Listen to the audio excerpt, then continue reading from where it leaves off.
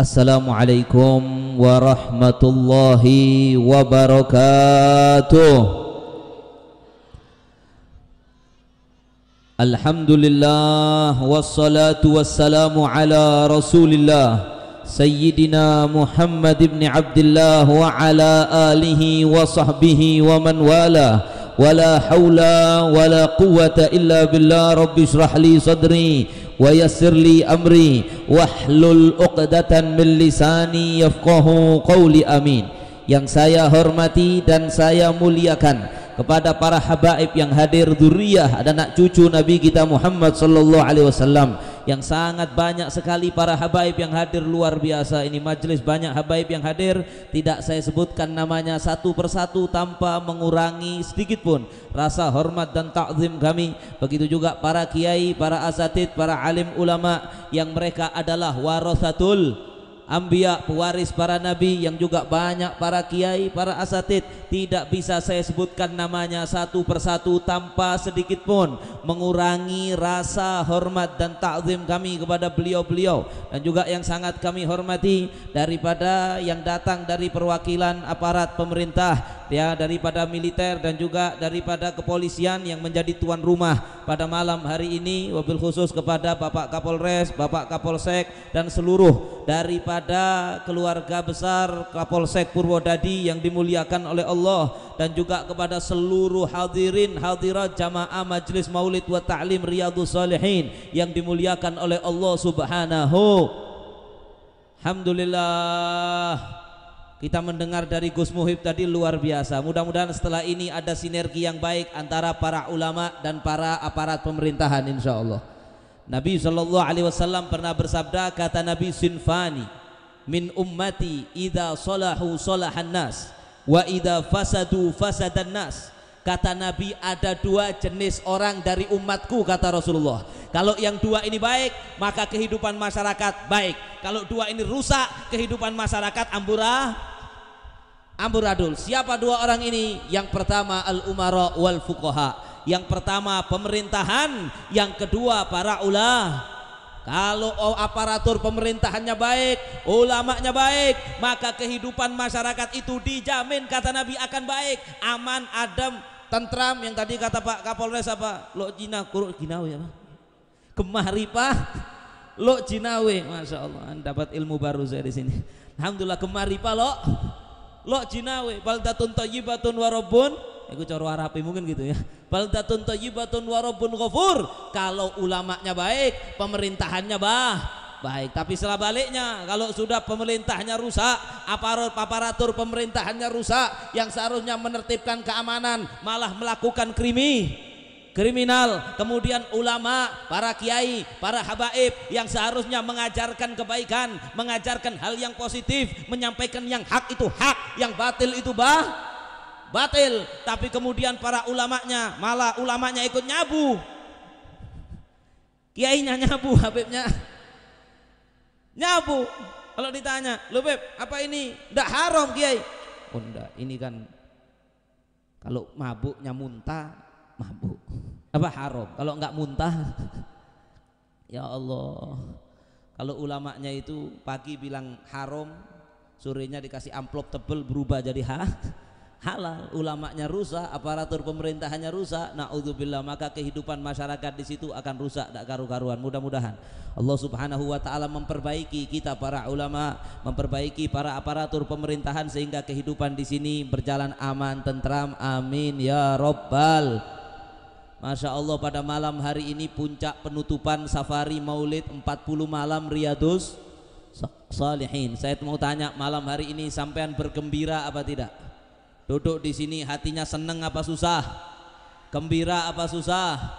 Senang ya, dengar suaranya Habib Ahmad tadi qasidah, Masya Allah. Ustadz Bisri, Masya Allah, semangat, HP-nya dibeginikan, Masya Allah. Senang apa tidak? Senang, bergembira, bersolawat kepada Nabi, bergembira menyambut lahirnya Kanjeng Nabi. Dikatakan al-farah ala thalathati aqsam. Gembira, senang itu ada 3 macam. Ada yang pertama, gembira dengan sesuatu yang diharamkan Allah, senang dengan sesuatu yang haram. Apa contohnya? Contohnya ketika ada dua sejoli lagi pacaran. Gak ada anak Riyadhus Shalihin begitu. pacaran nang peteng-peteng berduaan. Waduh, sayang. Dunia ini milik kita berdua, liyane ngontrak. Nggih napa nggih? Saya mau tanya arek enom lek pas gendaan ngono niku seneng napa mboten? Seneng napa mboten? Pengalaman sampean nggih? Seneng nggih napa nggih? Seneng. Ada lagi orang yang nyolong, mencuri, nyopet. Mudah-mudahan cepat ketangkep, katanya minta ditembak katanya Pak Muhib, Gus Muhib tadi, masya Allah. Ada orang nyopet, ketika dia nyopet oleh dompet dibuka isine duit ya, duit akeh dihitung, duit emang seneng apa mboten? Copet emang mari nyopet oleh duit akeh seneng apa tidak? Seneng nggih? Seneng. Tapi buka isine mek KTP tok dompet sampean. Ambek catatan utang nang Bank Titil. Susah copete. Ala kulihal nyopet, ketika nyopet dapat uang seneng apa tidak? Seneng nggih napa nggih? Yang tadi kata Gus Muhib nang diskotik jep ajep. Ketika dia jep ajep dia bahagia apa enggak? Saya enggak tahu, tapi koyoke bahagia. Kemudian yang nyabu tadi, yang sabu-sabu narkoba tadi, ketika di mboyo opo enggak ini ana sing kula ndelok di TV, ana sing ngene, ana sing diobong ya. Ana sing sendoke dini sore. Enggak Pak, jangan ditangkap, saya enggak pernah. Saya pernah menindak dulu, walaupun bukan aparat, tapi saya pernah menindak, tapi di negeri sebelah dulu. Ya, ala kulli hal. Waktu saya tanya, ngapain kamu begini? Wah enak beb, seneng. Kalau nggak salah ada hormon apa dalam tubuh, dopamin atau apa yang itu kalau keluar seneng. Dengan narkoba itu keluarnya banyak, jadi seneng. Yaitu gembira dengan sesuatu yang diharamkan oleh Allah. Itu kata Gus Muhib tadi, senengnya dulu, susah itu kebahagiaan sesaat. Mari ngono ruwet, mari ngono rusak, mari ngono menderita di dunia, garai menderita ndek ngene akhir. Makanya haram. Gusti Allah itu mengharamkan yang enak itu bukan tanpa sebab, jelas nggih? Kanjeng Nabi kalau melarang sesuatu bukan tanpa sebab. Sebagaimana kepolisian, pemerintah melarang masyarakat narkoba bukan tanpa sebab. Bukan berarti pemerintah itu hasud, cek wong-wong garun enak narkoba dilarang, enggak. Tapi kata Pak Kapolres tadi, karena itu merusak, menyebabkan kehidupan rusak, kesehatan rusak, akhlak rusak, sampean enak sebentar, mari ngono menderita, sistem kemasyarakatan rusak, orang akhirnya saling kalau sudah kecanduan nggak bisa beli, nyolong sana sini, rusak gara-gara narko. Makanya dilarang. Begitu juga kalau Allah melarang segala sesuatu, pasti ada hikmah di sebaliknya. Kalau kalian langgar sesuatu yang diharamkan Allah, kalian tetap melakukannya, maka akan rusak kehidupan kalian, rusak di dunia. Kalau enggak tobat sampai bongkok, rusak di akhir. Tapi kadang-kadang kita ngingetkan seperti ini, ya mohon maaf, ini saya mumpung puncak safari maulid, saya yakin saya ini sering menyakiti hatinya jamaah Riyadhus Shalihin. Yakin, karena kula dikenal ngomong pedes, nggih. Tapi pedes tentang apa sih?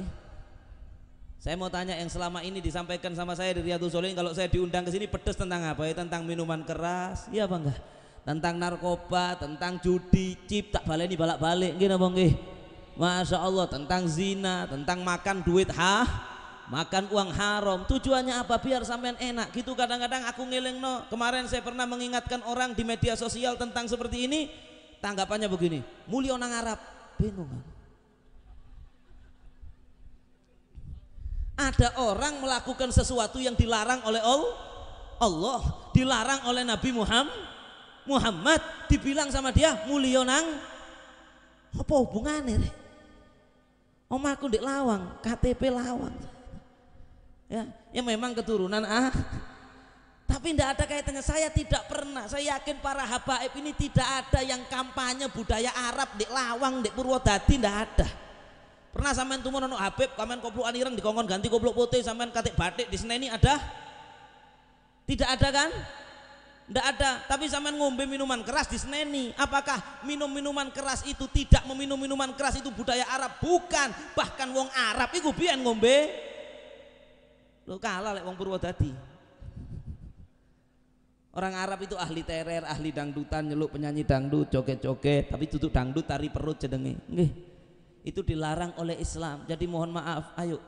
Sebagaimana syariat itu melarang sesuatu hal-hal yang haram demi kebaikan demi kebaikan kita, sebagaimana pemerintah melarang narkoba, ayo kita jadikan kita tunduk nurut sehingga kita selamat di dunia, bahagia di dunia, bahagia di akhir, bahagia di dunia, bahagia di akhir. Kembali ke tadi, seneng ada tiga. Satu, seneng dengan perkara yang haram, senengi dilu ngelune suwe, bahkan sakitnya bisa dunia akhir. Yang kedua, senang dengan perkara yang mubah, senang dengan perkara yang tidak haram, yo tidak berpahala. Seneng apa? Seneng mangan rujak halal nopo haram, tempe halal nopo haram, gedang keluduk halal nopo haram. Halal nggih, dadi lek diulek kacang halal napa haram? Halal kabeh. Wonten sing seneng mangan rujak? Wonten. Kemudian dimakan rujaknya enak, merasa seneng beb menikmati mangan rujak. Ya napa? Seneng dengan barang mubah, tidak apa-apa. Seneng turu, ya gak apa-apa, pokok gak ninggal salat. Yang ketiga, seneng yang masyru'. Senang bahagia yang disyariatkan, yang dengan senangnya itu dapat pahala, garai urip tambah aman, tambah bahagia di dunia, tambah garai selamat di akhirat. Senang apa? Di antaranya senang dengan kelahirannya Nabi Muhammad. Di antaranya ketika sampean seneng solawatan. Jadi sakniki hobine senenge diarano nang sing ketiga, siap nggih? Sing biyen seneng konser, alhamdulillah. Seneng cek sound katanya Gus Muhib tadi, alhamdulillah. Seneng solawatan, wis seneng oleh ganjaran, mari nih urip sampean tambah seneng. Sampean titeni biyen sing durung seneng melok solawatan, uripe akeh galau stresnya nggih napa nggih? Setelah seneng solawatan melok Riyadhus Shalihin, lebih banyak stres apa banyak tenang? Banyak stres apa banyak tenang? Sampean mau tahu kenapa kok lebih banyak tenang? Karena cahaya keimanan, cahaya berkah solawat nang Kanjeng Nabi Muhammad sallallahu alaihi wasallam masuk ke hati sampean sedoyo. Apalagi yang masya Allah ada yang ikut safari maulid 40 hari gak bolong babras blas wonten. Luar biasa. Maka yang seperti itu ikut 40 malam, insya Allah atine niku wis kebek cahaya, amin. Hatinya sudah penuh cahaya. Qala Rasulullah sallallahu alaihi wasallam, man shalla lillahi arba'ina yauman fi jamaah. Barang siapa yang sholat berjamaah, ini kira nyelentang tapi 40 harinya yang mau saya ambil. Sholat berjamaah karena Allah arba'ina yauman wa yudriku takbiratul ula, dan dia itu menangi imam takbiratul ihram yang pertama selama 40 hari, kutibalau baro'atani. Yang pertama baro'atun minan nar wa baro'atun minan nifak. Uang niku lek wis sembayang jamaah bendino gak tau bolong 40 dino, maka dijamin bakal selamat dari neraka. Kalau kita lihat para ulama mengomentari hadis ini, dikarenakan orang kalau sudah baik selama 40 hari niku atine wis bercahaya, setelahnya dia bakal baik terus insyaallah. Jadi lek sampean wis selawatan tok ben bengi sampai 40 dino, insyaallah kula yakin husnul khotimah sedaya insyaallah. Hatinya sudah penuh cahaya. Yang cahaya itu nanti sadar enggak sadar. Cahaya di hati sampean barokah selawat niki. Barokah ben sampean maca selawat, maca maulid, turun rahmatnya Allah. Rahmat niku berbentuk cahaya mlebet nang kene hati. Itu secara tidak langsung, sadar atau tidak sampean sadari, cahaya itu mendorong sampean untuk taat kepada Allah. Cahaya itu mendorong sampean untuk taat kepada Kanjeng Nabi. Cahaya itu menimbulkan di dalam hati sampean rasa takut kepada kalau sampean sudah takut kepada Allah, ringan kerjane Pak Polisi. Betul apa tidak? Saya bertanya, Beb, takut sama Kapolres? Enggak. Kapolri tidak takut. Ditembak, ya gak apa-apa. Lek anjane meneng-meneng aku ditembak, wis takdire. Pokok aku gak ngelanggar aturane Gusti. Apa kata Nabi? Illam yakun alayya ghadab fala ubali. Ini prinsipnya Rasulullah. Kata Nabi, saya hidup itu yang penting tidak membuat Allah murka. Mau diapakan saja, orang mau komentar apa, brek-brek. Bisa begitu? Pokok gak gawe murkone Gusti Allah, mau diapakan saja terserah. Maka ketika orang itu takut kepada Allah, dia tidak akan berbuat kriminal. Nggih napa nggih? Ketika orang takut kepada Allah tidak akan berbuat kriminal. Jadi misalnya wis gak berbuat kriminal ditembak polisi, ya polisi ini sing mlebu neraka. Lah ngoten aja. Jelas nggih? Tapi ini akan membantu kerjanya Pak Polisi. Orang kalau sudah ada cahaya di dalam hatinya takut kepada Allah. Mau narkobaan tadi yang disebut Pak Polisi tadi, dia bukan takut ditangkap. Karena kalau cuma takut sama polisi, tetap akeh sing nyabu sengit rono rene nggih napa nggih. Tapi kalau sudah takut kepada Allah, kepingin nyabu, tapi sering kerungu ceramah, waduh, minuman keras, hal yang memabukkan itu rijsun min amali syaiton, tak baleni ping pira ndek Riyadhus Shalihin. Niku lek tak hitung wis gak iso tak hitung saking akene. Fajtanibus, maka hindarilah, jauhilah, kepingin selamat. Ojo, waduh orang yang minuman keras begini dosane begini, azabnya begini, sehingga dia kate nyabu, kate mabuk. Wedi nang kene Gusti Allah, gak sida nyabu. Ono sing kepingin judi, ngedu ayam, kepingin judi, asik beb, seru beb, tapi kemudian ketika dia mau judi, tahu, waduh, judi niki dosa gede, rijsun min amali syaiton, perbuatan kotor dari perbuatan setan, hadise tetet, aku ngrungokno nek pengajian, jare wong lek judi matine suul khotimah, orang karo judi di neraka begini, gak sida judi, aman, enak Pak Polisi. Ya, kekurangan Pak Polisi ngurangi kesele Pak Polisi yang dulunya ngerampok, suka nyolong sepeda motor, dadi begal nggih. Maka katim begal kalau sudah dalam hatinya ada cahaya barokah maulid niki mlebu cahaya, timbul rasa takut kepada Allah, maka dia tidak begal bukan karena takut dihukum, bukan karena takut polisi, bukan karena takut di penjara, tapi dia tidak berani begal karena takut masuk neraka. Karena takut masuk neraka. Ketika orang tukaran, biasanya tukaran delok orkesan, mabuk, cek sound, kesenggol titik. Katanya Gus Muhyiddin tadi lihat, "Ika ono yang seperti ini aman." Nggih. Kesenggol titik tawur, bacok-bacokan. Akhirnya Pak Polisi sing bingung, nggih napa nggih? Pak Polisi bingung iki nuntut begini, waduh ruwet. Ketika di dalam hatinya masuk cahaya iman, mlebu cahaya niki mang wedi nang kene Gusti Allah, dia tidak mau menyakiti orang lain, bukan karena apa? Karena takut kepada Allah. Karena ingat dawuhnya Kanjeng Nabi sallallahu alaihi wasallam ketika Nabi bersabda ittaqud dzulma fa inna dzulma dzulumat yaumal qiyamah. Ketika Nabi bersabda hati-hati sama berbuat zalim sama orang lain, hati-hati ngelarani wong liya, menzalimi orang lain. Fa inna dzulma dzulumat yaumal qiyamah. Kezaliman yang kamu lakukan itu akan menyebabkan nasib yang sangat menakutkan, yang sangat mengkhawatirkan nanti pada hari kiamat. Kalau kamu zalim, kamu nyakiti orang lain, maka kamu akan sengsara di akhirat. Hati-hati. Maka dia tidak zalim, tidak ganggu orang, tidak ganggu tetangganya, tidak ngambil haknya orang lain, tidak nyuri ketika kerja, tidak menipu dalam kerja, dalam pekerjaannya, dalam bisnisnya, bukan karena takut apa, tapi takut kepada aman. Kalau seperti ini dulu sampai diceritakan ada satu kota itu kayak Purwodadi ini, insya Allah, amin.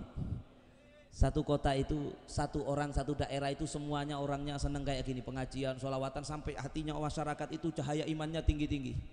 Ketika cahaya imannya tinggi, sampai di situ itu tidak ada, hampir nyaris nggak ada kasus kriminal. Hakimnya itu nggak pernah ada kasus sengketa sampai istirahat 18 tahun, nggak pernah ada kasus. Sampai kantornya ini meletuk. Kantor polisi ini meletuk, kakean wong sing kriminal metu-metu. Meletuk. Ketika sudah meletuk, ngomong mandek rupanya. Ketika yang ketika sudah ketika sudah berdebu, maka datang dua orang. Seneng nih, petugasnya seneng. Ini selama gak ada kasus, kok ada kasus, seneng, bahagia dia. Maka ketika datang, kasusnya apa? Ternyata kasusnya mereka bilang, saya beli tanah dari orang ini. Ketika saya beli, tak pacul jerone ono emas. Lah terus tak kembalikan ke dia, wong saya beli tanah ndak beli emas. Loh, ya nggak bisa, sudah saya jual tanahnya, yo saya isi sini, saya juga nggak tahu kalau di dalamnya ada emas. Tukaran, rebutan, gak gelem nerimo. Kenapa? Takut kalau menerima. Kalau ini bukan hak saya, kalau haram masuk ke perut saya, kan sering saya sampaikan, masuk ke perut saya, kulullah min nabata min haram, fannaru aula bihi. Nanti masuk ke perut saya uang haram, nanti jadi darah, jadi daging, nanti dibakar daging saya sama api neraka. Luar biasa itu kalau sudah masyarakat di dalam hatinya penuh cahaya kalau sudah penuh cahaya iman, takut kepada Allah, saya yakin angka kriminalitas akan jauh menurun. Saya yakin kalau mungkin ada datanya di Bapak Kepolisian Purwodadi sebelum banyak majelis seperti ini dengan setelah banyak majelis, gimana Pak, angka kriminal meningkat atau menurun? menurun ya. Bahkan Habib Romzi ini pernah cerita sama saya, ada orang punya kebun duren ya Beb ya. Ada yang punya kebun duren, mungkin orangnya hadir di sini. Itu dulu durennya sering hilang Pak, sampai di Joko katanya Habib Romzi cerita sama saya, dijaga capek, subhanallah, barokahnya majelis-majelis kayak gini, durennya sekarang tidak pernah hilang, sampai beliau setor keamanan ke Habib Romzi ini sekarang. Setor duren, tapi beliau nggak minta ya, beliau nggak minta. Ketika sama Habib Ramzi ditanya, "Lo Bib, panu masya Allah Bib, semenjak barokah majelis Bib, duren saya nggak ada yang hilang." Ditanya, "Lo kenapa kok durennya ndak hilang?" Katanya, "Iya Bib, lawong malinge ben melok pengajian kabeh, melok majelis malinge ben melok majelis kabeh, wis tobat kabeh, masuk cahaya iman ke dalam hati mereka, maka kriminalitas menurun. Ketika kriminalitas menurun, orang takut sama Allah, takut sama Allah, hidup akan aman, nyaman, tentram. Penutup lagi yang paling penting majelis ini, cahaya yang masuk ke dalam hati tadi itu menghasilkan orang tadi tidak terlalu cinta kepada dunia. Orang tidak terlalu cinta kepada segala macam kasus kriminal gara-gara cinta hubbud dunya ra'su kulli khati'ah. Kata Nabi, cinta dunia pangkal dari segala kejahatan. Ada orang ngerampok gara-gara apa? Gila dunia. Nggih napa nggih? Ada orang nyabu gara-gara apa? Gila nikmat dunia, dikorbankan akhiratnya demi dunia. Ada orang tadi membunuh orang, rebutan jabatan, santet-santetan gara-gara jabatan dan lain sebagainya. Semua gara-gara cinta. Semua cinta dunia. Kalau sudah sampean aktif begini, insya Allah barokah solawat kepada Nabi, masuk cahaya itu ke dalam hati sampean, maka secara otomatis dunia tampak tidak terlalu berharga di hati sampean, sehingga sampean itu tidak terlalu cinta dunia, hatinya fokus memikirkan akhirat, sehingga dia tidak rela menukar akhiratnya untuk dunia, sehingga dia kalaupun dia pengen makan, dia makan, pengen tidur, dia tidur, apa yang diinginkannya dicapai. Akan tetapi kalau itu meresikokan nasibnya di akhirat, dia tidak akan menjual akhiratnya demi dunia. Sehingga kalau sudah masyarakat hatinya dipenuhi cahaya, sehingga lebih fokus memikirkan akhirat daripada dunia, mengecil cinta dunianya, maka saya jamin angka kriminalitas akan sangat turun jauh dan masyarakat akan hidup aman, nyaman, tentram. Mudah-mudahan insya Allah Allah subhanahu wa ta'ala, semakin hari kita diberikan semakin istiqomah oleh Allah, datang dan hadir di majelis-majelis seperti ini, sehingga cahaya iman itu semakin dicas terus,